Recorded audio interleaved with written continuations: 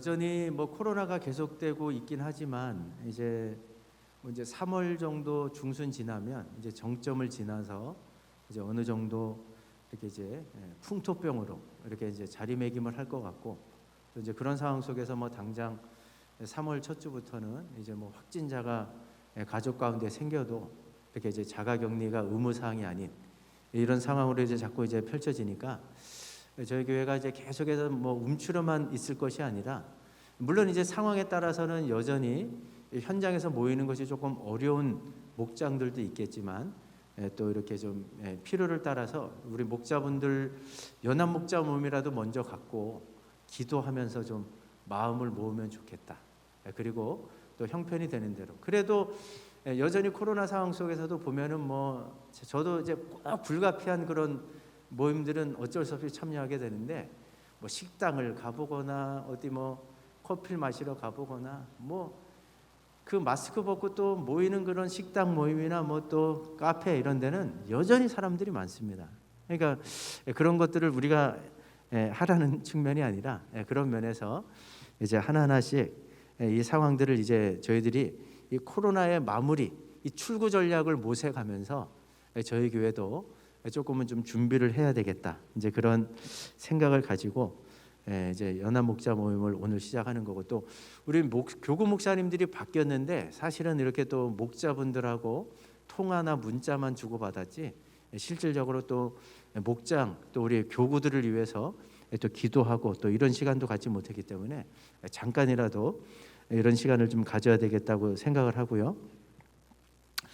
그다음에 이제 큰 틀에서 좀 모임은 이제 다음 주가 이제 3월 첫 주일인데, 3월 첫 주일은 연합 목자 모임이 없습니다. 3월 첫 주일은 대신에 우리 이제 물론 우리 목자분들 가운데 대다수가 좀 많이 포함되어 있으시겠지만, 우리 교회 중직계 계신 분들, 또 교회에 관심을 갖고 있는 분들 함께 모여가지고 이제 매주 저희들이 이제 올해부터 리모델링도 하고 설계 작업 들어가가지고 내년도에 이제 본격적으로 비전센터를 짓게 되는데, 매달 첫째 주일에는 우리 장로님들하고 또 우리 중직자들이 모여가지고 기도도 하고, 또 이제 여러 가지 이제 한 주 한 주 또 진행되는 교회 사항들을 놓고 또 서로 정보 공유도 하고 또 의견도 듣고, 그러면서 이제 비전센터가 아마 마쳐질 때까지 한 달에 한 번 첫 주일은 그렇게 좀 모임을 제가 주도해서 진행을 하려고 합니다. 그래서 연합 목자 모임은 첫 번째 주일을 제외하고 이렇게 매주 모여서, 일단은 뭐 현장 모임이 나는 아직 현장 모임을 안 하니까 연합 목자 모임 가지 않아도 되겠지, 이렇게 생각하지 마시고요.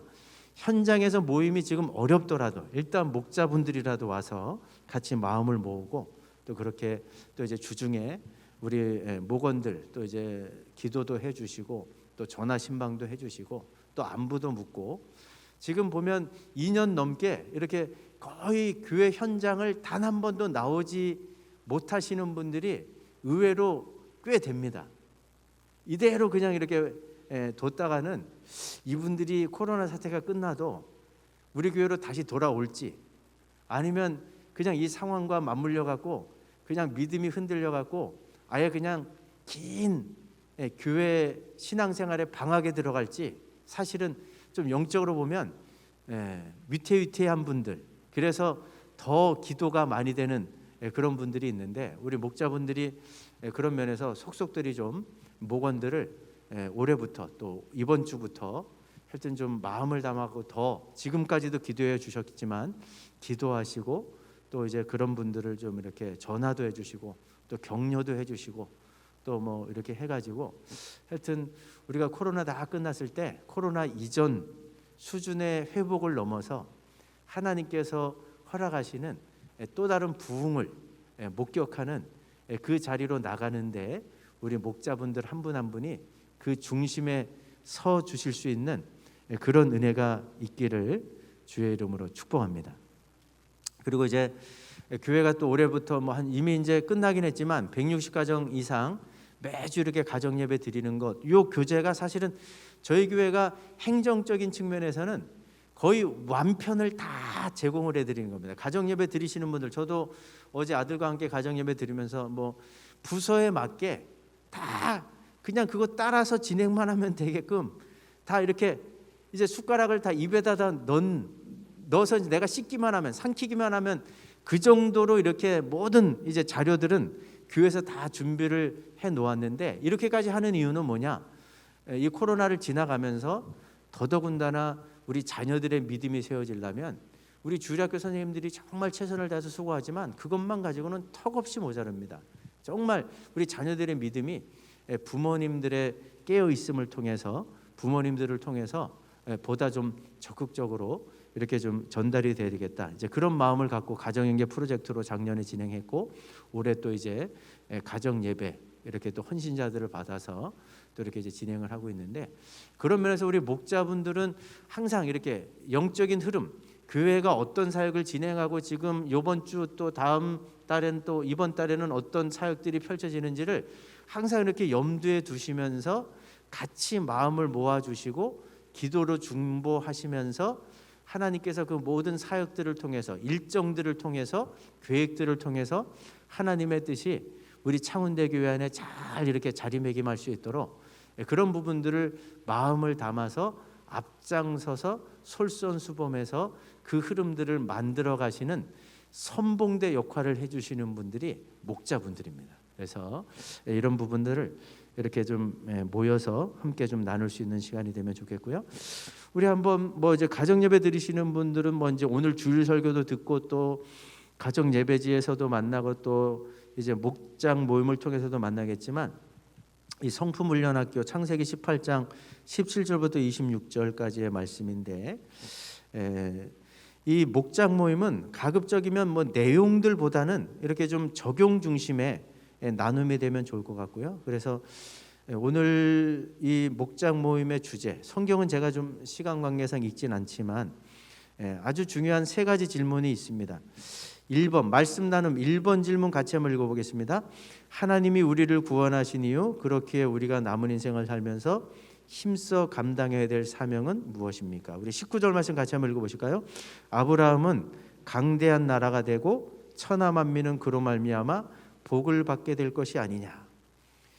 구원받은 성도들이 인생을 살면서 가장 중요하게 자기 자신에게 던져야 되는 질문은 무엇이냐 하면, 하나님께서 왜 나를 구원해 주셨는가? 그렇기 때문에 내가 남은 인생을 살면서 힘쓰고 애써서 감당해야 될 사명은 무엇인가? 이 질문에 대한 분명한 답을 갖고 있지 않으면 우리는 길을 잃고 방황하는 인생, 세상 사람들을 쫓아, 그 시대의 흐름을 쫓아, 그 시류를 쫓아 그냥 의미 없는 그런 방황하는 삶을 살 수밖에 없습니다. 그런 면에서 오늘 본문을 보면 하나님께서 아브라함을 부르신 이유가 뭐냐? 바로 이 19절에 말씀하고 있는 것처럼 의와 공도를, 이 19절이 좀 구절이 잘못됐나 이게? 의와 공도를 행하게 하기 위함이다. 이 구절이 나와야 되는데 이거 조금 인도자 지침서에 여기 지금 어디가 나온 거죠?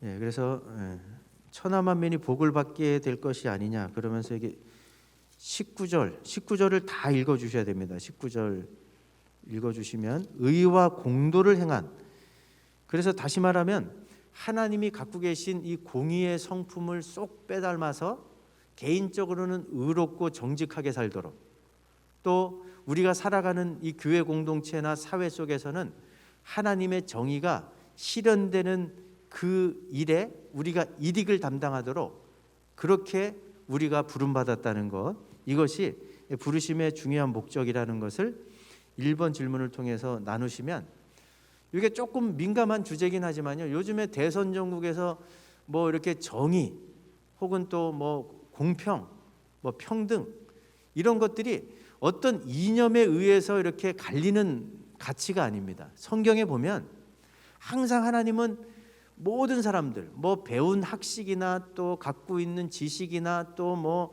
재산이나 뭐 능력, 이런 거가 상관없이 모두가 동등하게 존중받고 또 하나님의 형상, 한 인격체로 이렇게 존중받는 그런 사회, 그런 세상을 우리 하나님께서 꿈꾸신다는 것을 이 1번 질문을 통해서 나누시되, 혹시 이런 부분들이 좀 구체적으로 나누다 보면 괜히 뭐 또 이제 대선 전국을 앞두고 나는 보수냐 진보냐, 나는 누구를 대선 후보 찍으려고 하냐, 이런 식으로 얘기가 진행되면 목장 모임에서 자칫 잘못하면 싸움 날 수 있습니다.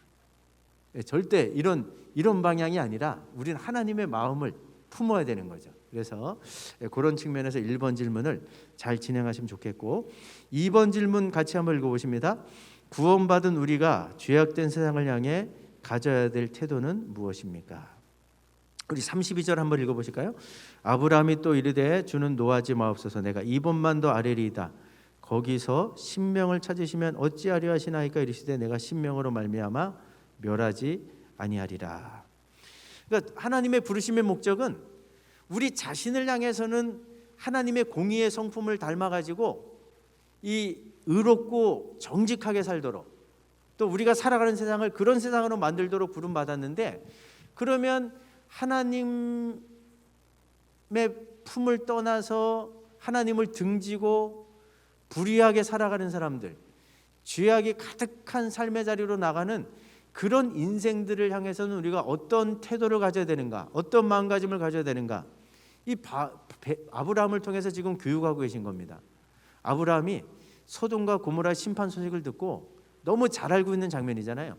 50명, 45명, 40명, 30명, 20명, 10명이 될 때까지 간절히 기도하는, 근데 이 장면을 우리가 오해하기 쉽습니다. 어떻게 오해하냐면, 야, 아브라함은 저렇게 소돔과 고모라 어찌하든지 간에 좀 저 성을 구원해 보려고 안간힘을 쓰고 있고, 무자비한 하나님은 인정사정 없이 그냥 정의의 칼을 휘둘러 가지고 저 성을 그냥 단칼에 베어버리고 멸망시키려고 하는 것이 아닌가, 그런 하나님을 막 뜯어 말리면서 아브라함이 이렇게 요청하고 있는가, 이렇게 본문을 보시면 이건 완전히 성경을 정반대로 읽는 거예요. 오히려 오늘 이제 그 주제처럼 하나님께서 아브라함에게 이 소돔과 고모라 백성들을 향해서 하나님이 어떤 마음을 갖고 계신지를 일부러 깨닫게 하려고 이런 자리를 지금 마련하신 겁니다. 그래서 보면 하나님의 마음이 어떤 마음입니까? 아브라함이 계속해서 요청하는데 조금도 귀찮아 않으시고, 아브라함이 요청할 때마다 마치 그 요청을 기다렸다는 듯이 하나님께서 뭐라고 응답하십니까? 예스라고.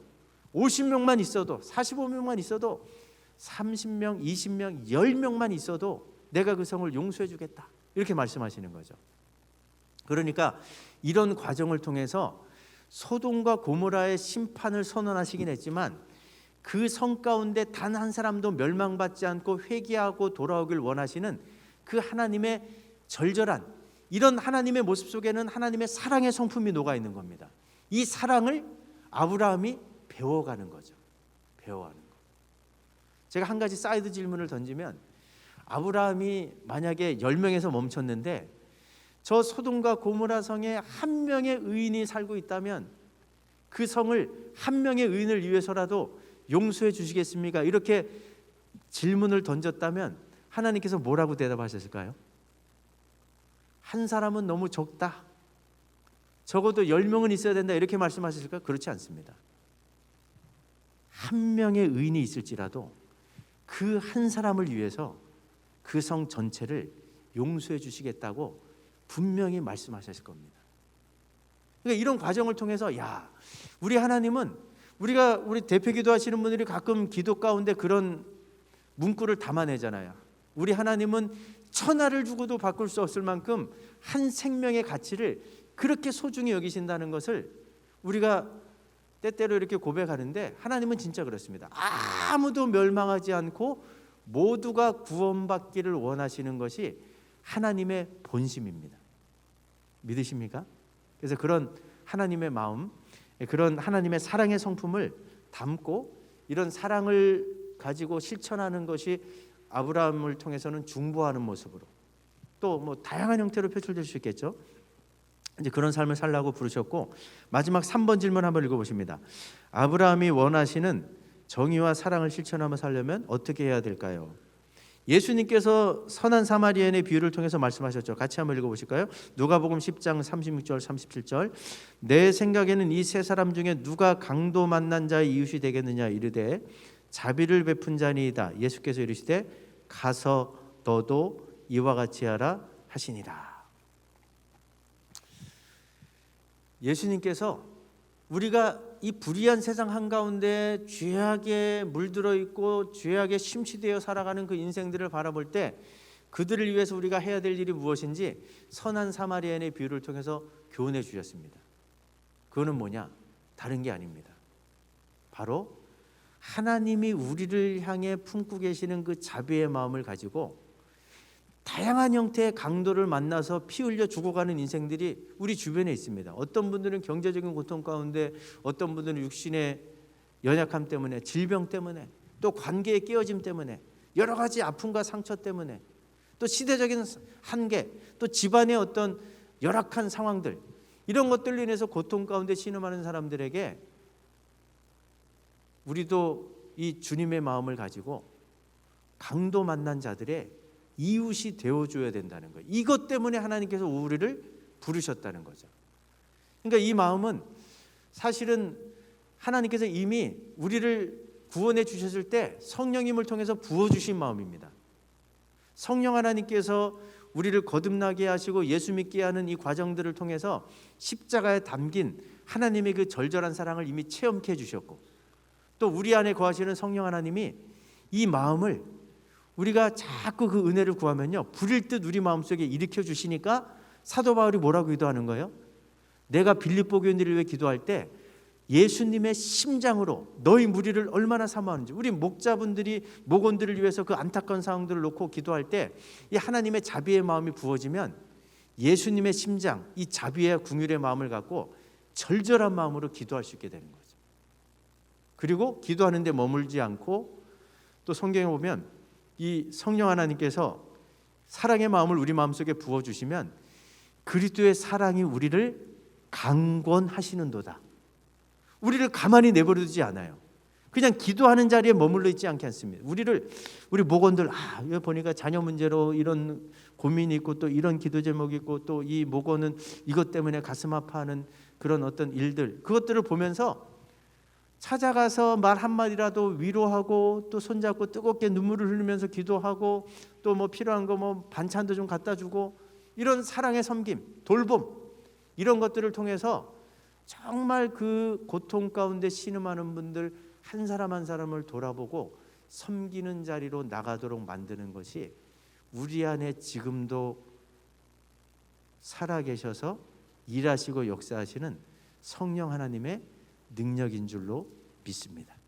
그래서 이것 때문에 우리가 부름받았다는 것을 기억하시면서 이번 주 목장 모임을 통해서 풍성한 좀 나눔을 하시면 좋을 것 같고요. 현장으로 모일 수 있는 분들은 모이시고, 모이지 못하면 우리 목자분들이 이런 것들을 갖고 좀 우리 목원들, 그동안 뭐 이렇게 대면에서 만나지 못했지만 마음을 다해서 정말 전화기 붙들고라도 간절한 마음을 담아서 좀 기도해 주시고, 또 근황도 좀 물어봐 주시고, 이런 것들이 짐스러운 일이 아니라, 부담스러운 어떤 목자의 책무가 아니라 이게 사랑의 섬김이 될 때 그런 것들이 하나하나씩 차곡차곡 쌓여지면 그 가운데서 이 대그룹으로 모이는 이 주일 예배를 통해서는 그런 친밀한 교제를 나눌 수가 없잖아요. 근데 이렇게 속으로 모이는 우리 목장, 목원들이 입에서 난 이 목장 떠나기 싫다. 우리 목자분 정말 바쁘고 분주한 가운데도 이렇게 한 사람 한 사람을 이렇게 챙기는구나, 이렇게 섬겨주시는구나, 그런 것들이 서로 이어질 때 정말 우리 창운대교회 많은 목장들이 그냥 그 유명무실한 목장이 아니라 주의 사랑, 그 진한 사랑이 아름답게 이제 성취가 되는 그런 목장들로 우리 한 분 한 분이 섬기시는 목장을 그렇게 세워 가실 수 있는 그런 은혜가 있으면 좋겠습니다. 우리 한번 순서는 다시 한번 기억하셔서 그렇게 진행하시면 좋겠고, 우리 같이 한번 기도하면 좋겠습니다. 이번 주 나누게 될 이 주제 가운데 하나님께서 은혜 주시도록, 또 우리 목자로서의 사명을 잘 감당할 수 있도록, 우리 목원들 가운데 어려운 상황 가운데 있는 분들, 또 교회의 비전센터, 또 선교지들을 위해서 또 대선을 통해서 정말 하나님 기뻐하시는 그런 대통령이 세워질 수 있도록, 또 우크라이나, 또 한반도의 상황, 또 코로나, 이 모든 상황 가운데 주의 크신 자비와 긍휼이 있도록 우리 같이 한번 합심으로 한번 기도하고 제가 마무리 기도하고 마치겠습니다. 사랑과 은혜가 풍성하신 아버지 하나님, 이번 주 또 목장 모임을 통해서 풍성한 은혜 나눔이 있도록 우리 주님이 은혜와 복을 더하여 주시고, 아버지 하나님, 저희들 부족하고 연약하지만 최선을 다하는 섬김을 통해 하나님의 크고 놀라운 일들이 이루어질 수 있도록 우리 하나님 은혜와 복을 더하여 주시옵소서. 주님이 주시고자 하는 그런 아버지 하나님, 저희들의 심령과 물밀듯 밀려오게 도와주시고, 다양한 형태의 아버지 어려움과 고난 중에 있는 모건들 주의 사랑으로 돌보고 기도로 중보하고 저들을 섬기며 주의 일들을 감당하시도록 도와주시옵소서. 사랑의 하나님, 감사합니다. 이제 이번 한 주 이 말씀을 갖고 목장 모임을 진행할 때 하나님, 우리 모든 목자분들에게 믿음을 주시고 또 강건함을 허락하시고 주님께서 공급하시는 풍성한 사랑의 마음을 부어주셔서 그 사랑을 갖고 목원들을 잘 섬기게 해주시고, 그것을 통해 정말 그 어디서도 맛볼 수 없는 그 주 안에서 하나 된 친밀한 교제, 이 코이노니아의 아름다운 열매가 목장들마다 아름답게 꽃필 수 있도록 우리 주님이 축복하여 주시옵소서. 함께해 줄 줄로 믿고 감사드리며 예수님 이름으로 기도합니다. 아멘. 아멘.